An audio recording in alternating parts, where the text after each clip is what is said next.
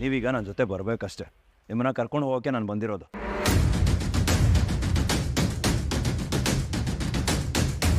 ಅಯ್ಯೋ ಇಲ್ಲ ಸರ್, ಕ್ಷಮಿಸಿ, ನಾನಿವಾಗ ಬರಲ್ಲ. ಅದೆಲ್ಲ ನನಗೆ ಗೊತ್ತಿಲ್ಲ, ನೀವು ಬರ್ತಾ ಇದ್ದೀರಾ ಅಷ್ಟೆ.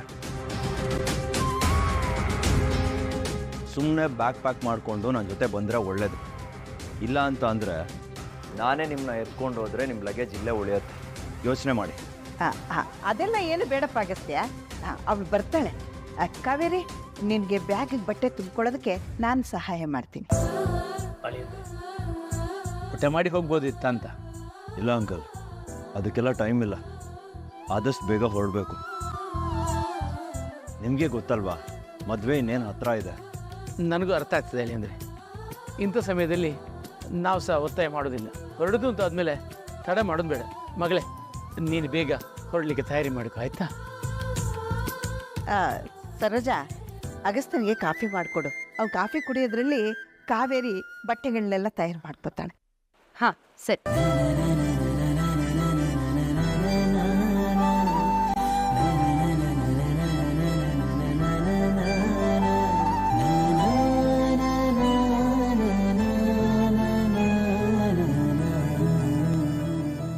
ಕಾವೇರಿ, ಅಜ್ಜಿ, ಈಗ ಅಗಸ್ತ್ಯನೇ ನೀನು ಕರ್ಕೊಂಡು ಹೋಗಕ್ಕೆ ಬಂದಿದ್ದಾನೆ. ಈಗ ನಾನು ಅವನ ಜೊತೆ ಹೋಗೋದೇ ಒಳ್ಳೇದು. ಜ್ಯೋತಿಷರು ಅದನ್ನೇ ಹೇಳಿದ್ದಾರಲ್ವಾ. ಸದ್ಯಕ್ಕಂತೂ ನೀವಿಬ್ಬರು ಜೊತೆನಲ್ಲಿರೋದೇ ಒಳ್ಳೇದು. ನನಗೂ ಆತಂಕ ಕಡಿಮೆ ಆಗುತ್ತೆ. ಇದೆಲ್ಲ ದೇವ್ರು ಆಡಿಸ್ತಾ ಇರೋ ಆಟ ಅಲ್ವಾ. ಆಗೋದೆಲ್ಲ ಒಳ್ಳೇದಕ್ಕೆ ಆಗೋದು. ಇರ್ಬೋದು ಅಜ್ಜಿ, ಆದರೆ ಅಲ್ಲಿನ ಮನೆ ಪರಿಸ್ಥಿತಿ ಏನಂತ ನಿಮಗೂ ಗೊತ್ತಲ್ವಾ. ನಾನು ಅಲ್ಲಿಗೆ ಹೋಗಿ ಅವ್ರಿಗೆಲ್ಲ ಕಿರಿಕಿರಿ ಆಗ್ಬಿಟ್ರೆ ಅನ್ನೋದೇ ಭಯ. ಮನೆ ಅಂದಮೇಲೆ ಅದೆಲ್ಲ ಇರೋದೆ.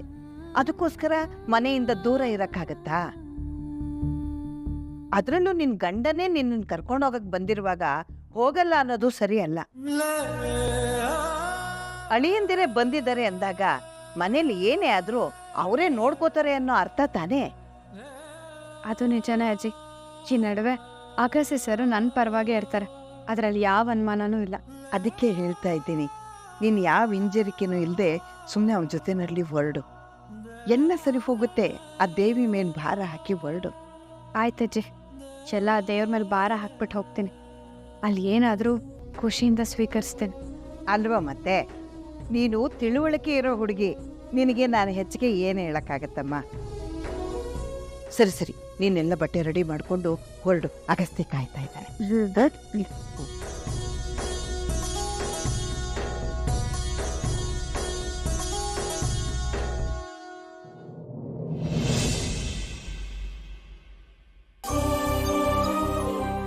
ಯಾಕೋ ಕಾವೇರಿ ಇದನ್ನೆಲ್ಲ ನನ್ನ ಹತ್ರ ಮುಚ್ಚಿಟ್ಬಿಟ್ಲು. She could have told me. ಕೊನೆ ಪಕ್ಷ ನನ್ನ ಹತ್ರನಾದ್ರೂ ಹೇಳ್ಬೋದಾಗಿತ್ತಲ್ಲ. ಪಾಪ ಎಷ್ಟು ನೋವಾಯ್ತೋ ಏನೋ. ಅಲ್ಲಮ್ಮ, ಅದ್ಯಾರೋ ಬಂದು ಚೈನ್ ಸ್ನ್ಯಾಚ್ ಮಾಡ್ಕೊಂಡು ಹೋಗೋವಾಗ ಬಿಟ್ಬಿಡ್ಬೇಕಾಯ್ತು ಈ ಹುಡುಗಿ. ಒಂದ್ ಚಿನ್ನ ಸರ ಹೋದ್ರೆ ಹೋಯ್ತು, ಜೀವಕ್ಕಿಂತ ಮುಖ್ಯನಾ ಅದು? ಪಾಪ ಆ ಹುಡುಗಿ ಎಷ್ಟು ಏಟ್ ಮಾಡ್ಕೊಂಡಿದ್ದಾಳೋ ಏನೋ. ಮಾಂಗಲ್ಯ ಅಲ್ವೇನೋ, ಸೆಂಟಿಮೆಂಟ್ ಆಗ್ಬಿಟ್ಲೋ ಏನೋ. ಹೇಗೋ ಅಗಸ್ತ್ಯ ಹೋಗಿದ್ದಾನಲ್ಲ, ಅವಳನ್ನ ಕರ್ಕೊಂಡು ಬಂದೇ ಬರ್ತಾನೆ. ಅದು ಸಾಧ್ಯನೇ ಇಲ್ಲ.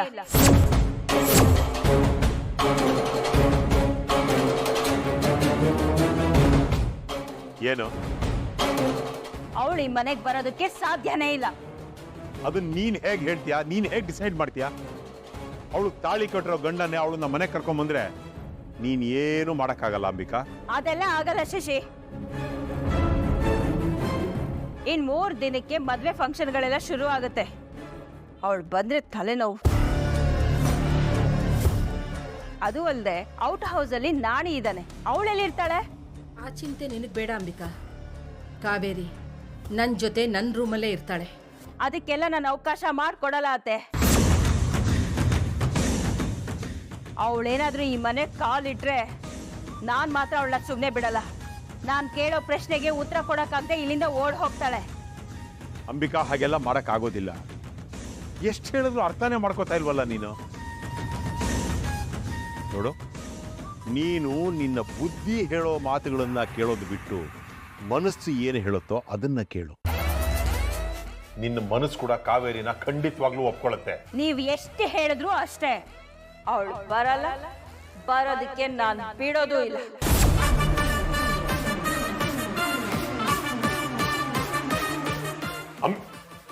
ಇದೇನಮ್ಮ ಇವಳು ಹೀಗೆ ಮಾತಾಡ್ತಾಳೆ?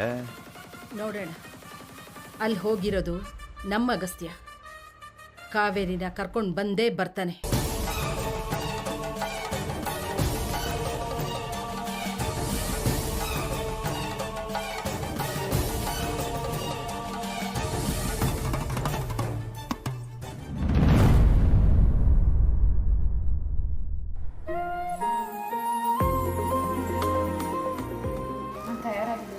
ಸರಿ ಹಾಗಾದ್ರೆ ಹೊರಡೋಣ ಬನ್ನಿ.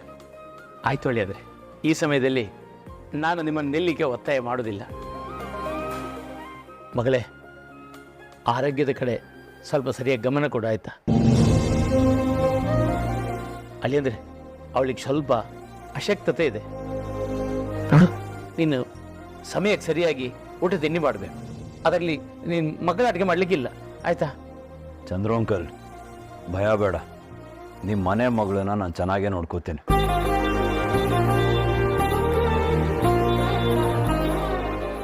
ಅವರು ನನ್ನ ರೆಸ್ಪಾನ್ಸಿಬಿಲಿಟಿ. ನೀವೇನು ಯೋಚನೆ ಮಾಡಬೇಡಿ, ಆರಾಮಾಗಿರಿ. ಅಯ್ಯೋ, ನಿನ್ನ ಬಗ್ಗೆ ನಮಗೆ ಅನುಮಾನ ಇಲ್ಲ ಅಗಸ್ತ್ಯ. ಆದರೆ ಮನೆ ಮಗಳನ್ನ ಕಳಿಸುವಾಗ ಕಾಳಜಿ ಇರುತ್ತಿಲ್ವ? ಅದು ನಿಜಾನೇ ಅಜ್ಜಿ. ಕಾವೇರಿ, ಹುಷಾರಮ್ಮ. ದೇವ್ರು ಒಳ್ಳೇದು ಮಾಡಲಿ. ದೇವರು ಸುಖ ಆಗಿದ್ದಾರೆ. ಅಲ್ವೇ ಕಾವೇರಿ, ನಿನಗೋಸ್ಕರ ನಾವು ಎಷ್ಟೆಲ್ಲ ಖರ್ಚು ಮಾಡಿದೀವಿ.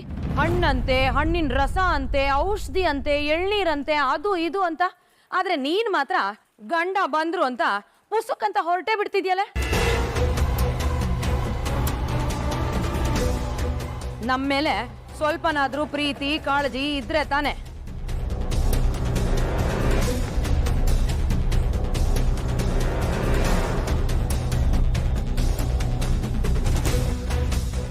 ಆಂಟಿ ಇದನ್ನು ತಗೊಳ್ಳಿ, ನಿಮ್ಮ ಖರ್ಚಿಗಾಗತ್ತೆ.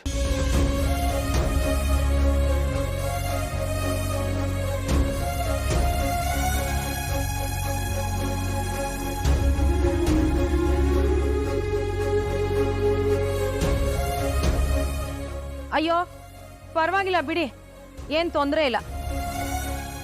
ನೀವು ಹಿಂಗೆ ಹೇಳಿದ್ರಿ ಅಂತ ನಾನು ಕೊಡ್ತಾ ಇಲ್ಲ, ನಿಮಗೂ ಖರ್ಚಿರತ್ತಲ್ವಾ?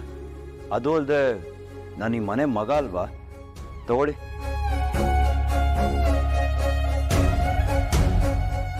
ತಗೊಳ್ಳಿ, ಪರವಾಗಿಲ್ಲ ಆಂಟಿ. ನೀವು ಇಷ್ಟೊಂದು ಹೇಳೋವಾಗ ನಾನು ತಗೊಳ್ದೆ ಹೋದ್ರೆ ಚೆನ್ನಾಗಿರುತ್ತಾ? ನಿಮಗೆ ಮನ್ಸಿಗೆ ಬೇಜಾರಾಗುತ್ತೆ ಅಲ್ವಾ? ಕೊಡಿ, ಪರವಾಗಿಲ್ಲ. ತಗೊಳ್ಳಿ.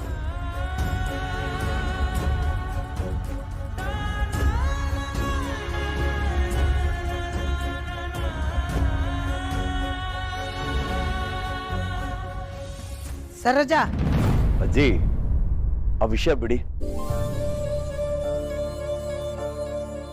ನೀವೆಲ್ಲ ತಪ್ಪದೆ ಮದುವೆಗೆ ಬರಬೇಕು. ಅಂಕಲ್, ಆಂಟಿ, ಗುಂಡ, ಅಜ್ಜಿ, ಇವೆಲ್ಲರೂ ಬರಬೇಕು. ಬರ್ತೇವೆ ಹೇಳಿ. ಅಂದರೆ ಬೀಗರು ಅಲ್ಲಿಂದ ಇಲ್ಲಿ ತನಕ ಬಂದು ಅಷ್ಟು ಗೌರವ ಕೊಟ್ಟು ನಮ್ಮನ್ನು ಕರೆದಿರುವಾಗ ನಾವು ಬರದೇ ಇರ್ಲಿಕ್ಕೆ ಆಗ್ತದ? ಖಂಡಿತ ಬರ್ತೇವೆ. ನಾನು ಬರ್ತೀನಿ ಬಾವ ಮದುವೆಗೆ. ಗುಂಡ, ನೀನ್ ಬರಲೇಬೇಕು ಕಣೋ. ನೀನ್ ಬರ್ದೇ ಇದ್ರೆ ಆಗತ್ತಾ?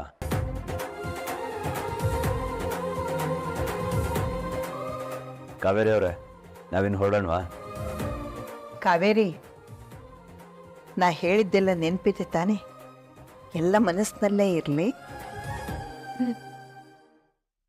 ಹೋಗಿ ಬರ್ತೇನೆ ಅಜ್ಜಿ. ಬಾಳಿನಲ್ಲಿ ನೋವನೇ ಸಹಿಸುತ್ತ ಬಂದವಳು, ಎಷ್ಟೇ ಕಷ್ಟ ಬಂದರೂ ನಗುತ್ತಲೇ ಸಾಗುವಳು. ಏನೇ ಬರಲಿ ತಾನಿಲ್ಲದೆ ಹರಿಯುವಳು.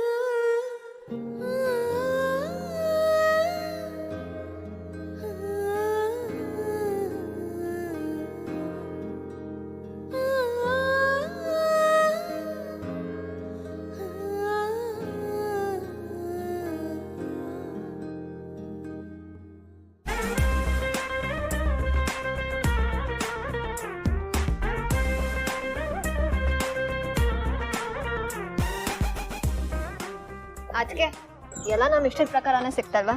ಎಸ್ ವೃಂದ, ನಮ್ಮ ಲಿಸ್ಟಲ್ಲಿ ಏನೇನು ಬೇಕಿತ್ತೋ ಎಲ್ಲ ಪರ್ಫೆಕ್ಟಾಗಿ ಸಿಕ್ತು. ಸಿಕ್ತು ಅನ್ನೋದಕ್ಕಿಂತ ಎಲ್ಲ ನಮ್ಮ ಟೇಸ್ಟ್ ಆ್ಯಂಡ್ ಪ್ರಿಫರೆನ್ಸ್ ಪ್ರಕಾರನೇ ಸಿಕ್ತು. ಸೊ ನಿಮ್ಮ ಶಾಪಿಂಗ್ ಮುಗೀತು ತಾನೆ? Yes Vivek, we are almost done ಅಲ್ವಾ ವೃಂದ? What almost? ಅಂದ್ರೆ ಇನ್ನು ಮುಗ್ದಿಲ್ಲ, ಇನ್ನು ಬಾಕಿ ಇದೆ ಅಂತ? ಎಸ್ ಬ್ರೋ, ನಮ್ಮ ಹುಡುಗಿರ ಶಾಪಿಂಗ್ಗೆ ಎಂಡ್ ಅನ್ನೋದೇ ಇರಲ್ಲ. ಸೇಫರ್ ಸೈಡ್ಗೆ ಡನ್ ಅಂತ ಹೇಳ್ತೀವಿ. ಒಳ್ಳೆ ಕತೆ. ತಾಳಿ ಕಟ್ಟೋ ಟೈಮಲ್ಲಿ ಇನ್ನೂ ಬಾಕಿ ಇದೆ ಅಂತ ಹೇಳ್ಬಿಟ್ಯಾ? Vivek bro come.